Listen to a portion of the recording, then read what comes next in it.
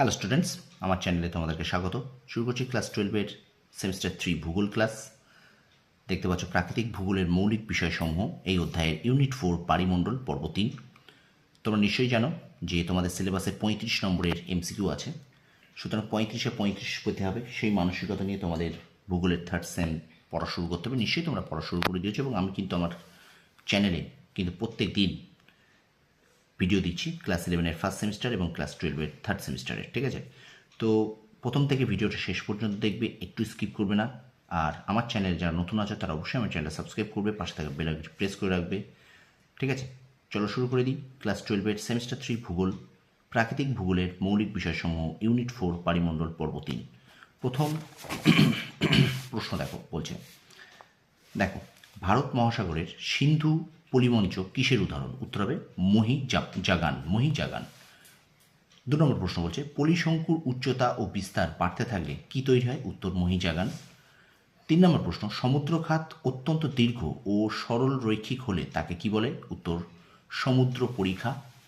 4 নম্বর প্রশ্ন সমুদ্রখাত ও পরিখার সংকীর্ণ এবং গভীরতম অংশকে কি বলে? উত্তর খাদ। 5 নম্বর প্রশ্ন পৃথিবীর গভীরতম সমুদ্র খাত কোনটি? উত্তর মারিয়ানা। 6 নম্বর প্রশ্ন পৃথিবীর গভীরতম সমুদ্র খাত কোনটি? উত্তর চ্যালেঞ্জার। 7 নম্বর প্রশ্ন মহাসাগরীয় তলদেশের বৃহত্তম অংশ কোনটি? উত্তর গভীর সমুদ্রের সমভূমি। 8 নম্বর প্রশ্ন বলছে অতি গহ্বর সমভূমি কোন প্রকার শিলা দ্বারা গঠিত? উত্তর হবে ক্ষারকীয় ও ভারী ব্যাসাল্ট শিলা। 9 নম্বর প্রশ্ন বলছে অতি গহ্বর সমুদ্রে যে প্রকার সঞ্চয় দেখা যায় তাকে কি বলে? উত্তর হবে পিলেজিক সঞ্চয়। 10 নম্বর প্রশ্ন বলছে গভীর সমুদ্রের সমভূমির তপ্ত বিন্দু অঞ্চলকে কেন্দ্র করে যে ভূমিরূপ গড়ে ওঠে তাকে কি বলে? উত্তর আগ্নেয় শৃঙ্গ। 11 নম্বর প্রশ্ন প্রশান্ত মহাসাগরের হ্যারিস গিলবার্ট পাহাড় কিসের উদাহরণ? উত্তর সমুদ্রগিরি। 12 নম্বর প্রশ্ন অনেক সময় সমুদ্রগিরি সমুদ্রতলের উপরে জেগে উঠে কি সৃষ্টি করে? উত্তর দ্বীপ। 13 নম্বর প্রশ্ন সমুদ্রগিরির আকার কেমন? উত্তর শঙ্কু। 14 নম্বর প্রশ্ন গায়টের আকৃতি কেমন? টেবিলের মতো। 15 নম্বর প্রশ্ন গায়টের উপরিভাগে প্রবাল কীটের দেহাবশেষ জমে কি তৈরি হয়? উত্তর অ্যাটল। 16 নম্বর প্রশ্ন সামুদ্রিক শৈলশিরা কোন পাত সীমানা বরাবর অবস্থান করে? উত্তর গঠনকারী পাত সীমানা। 17 নম্বর প্রশ্ন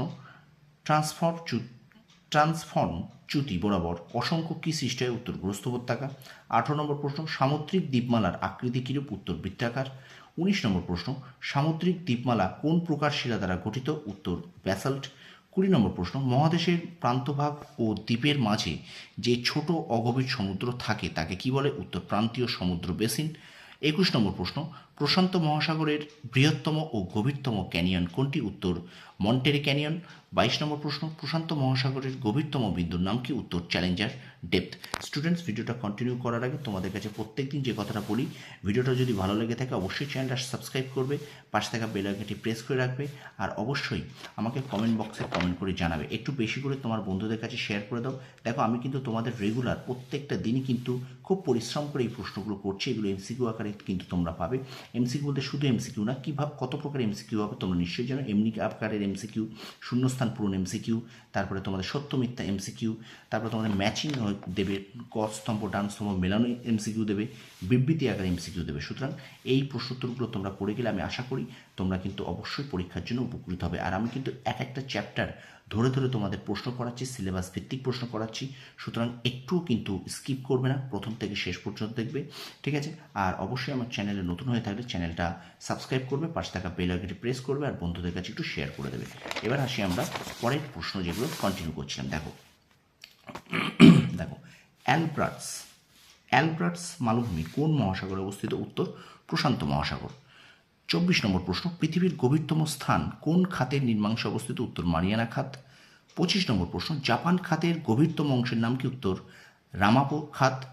26 নম্বর প্রশ্ন পৃথিবীর দ্বিতীয় গভীরতম সমুদ্র খাতের নাম কি? উত্তর হরাইজন খাত। 27 নম্বর প্রশ্ন প্রশান্ত মহাসাগরের বৃহত্তম দ্বীপপুঞ্জের নাম কি? উত্তর অস্ট্রেলিয়া দ্বীপপুঞ্জ।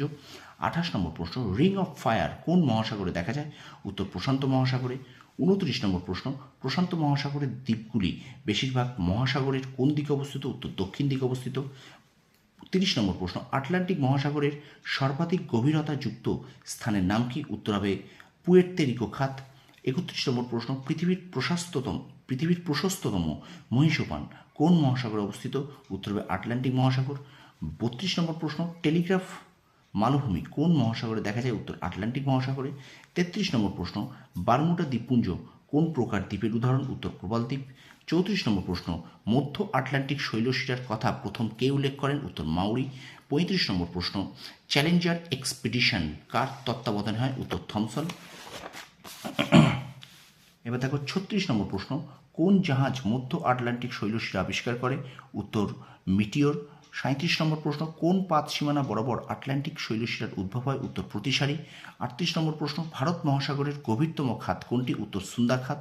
39 নম্বর প্রশ্ন, ভারত ও মালদ্বীপের মধ্যে কোন খাতটি অবস্থিত? উত্তর ইন্ডিয়া খাত। এবং 40 এবং আজকের পর্বের শেষ প্রশ্ন, পৃথিবীর দীর্ঘতম নিমজ্জিত শৈলশিরা কোনটি? উত্তর হবে মধ্য আটলান্টিক শৈলশিরা। তো স্টুডেন্টস, এই 40টা প্রশ্ন তোমরা অবশ্যই খাতায় লিখে নাও আর বারংবার পড়তে লাগো। তোমরা শর্ট প্রশ্ন যত পড়বে তোমাদের দেখবে তত তোমরা কিন্তু রপ্ত করতে পারবে, এবং পরীক্ষার সময় তোমরা কিন্তু বারবার যদি রিভিশন না দাও তাহলে কিন্তু তোমরা মনে রাখতে পারবে না, ঠিক আছে? মনে রেখো, শর্ট প্রশ্ন মনে রাখার একটাই কৌশল, বারংবার তোমাদের এগুলোকে পড়তে হবে, রিভিশন দিতে হবে, ঠিক আছে? সুতরাং ভিডিওটা একটু শেয়ার করে দাও বেশি করে, আর আমার চ্যানেলে নতুন হয়ে থাকলে অবশ্যই আমার চ্যানেল সাবস্ক্রাইব করো, পাশে থেকে বেল আইকনটা প্রেস করে রেখো। তোমরা সফল হও, তোমাদের সাফল্য কামনা করি। ধন্যবাদ।